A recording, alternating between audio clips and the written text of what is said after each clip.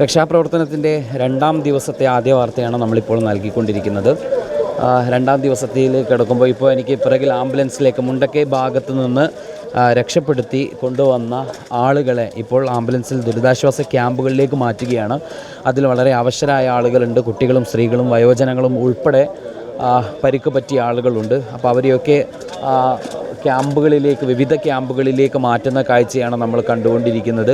ഇവിടുത്തെ ഈ രണ്ടാം ദിവസത്തെ ഒരു രക്ഷാപ്രവർത്തനത്തിൻ്റെ കാര്യം പറയുമ്പോൾ കഴിഞ്ഞ ദിവസത്തിൽ നിന്ന് വ്യത്യസ്തമായി ഇവിടേക്ക് ധാരാളം ആളുകൾ സ്വന്തം വാഹനത്തിൽ ഉൾപ്പെടെ വന്നിരുന്നവരുണ്ട്. അവരെയൊക്കെ വളരെ ശ്രമകരമായിട്ട് തന്നെ വ്യത്യസ്തമായിട്ടുള്ള പ്രവേശന റോഡുകളിൽ പോലീസും ബന്ധപ്പെട്ട ആളുകളൊക്കെ തടയുന്ന ഒരു സാഹചര്യമുണ്ട്. അതേപോലെ തന്നെ എടുത്തു പറയേണ്ട ഒരു കാര്യം, ഇത്തരത്തിൽ തടയപ്പെടുന്ന ആളുകളിൽ ഇവിടേക്ക് വരുന്ന അത്യാവശ്യമായിട്ട് വരേണ്ട ആളുകൾ ഇപ്പോൾ പല ജില്ലകളിൽ നിന്നും രക്ഷാപ്രവർത്തനത്തിന് സന്നദ്ധ അറിയിച്ചുകൊണ്ട് പ്രത്യേക യൂണിഫോമിൽ, പ്രത്യേക വാഹനത്തിൽ, പ്രത്യേക ഉപകരണങ്ങളുമായിട്ടൊക്കെ വന്ന ആളുകളുണ്ട്. അവരെയൊക്കെ തടയുന്ന ഒരു പ്രവണതയുണ്ട്.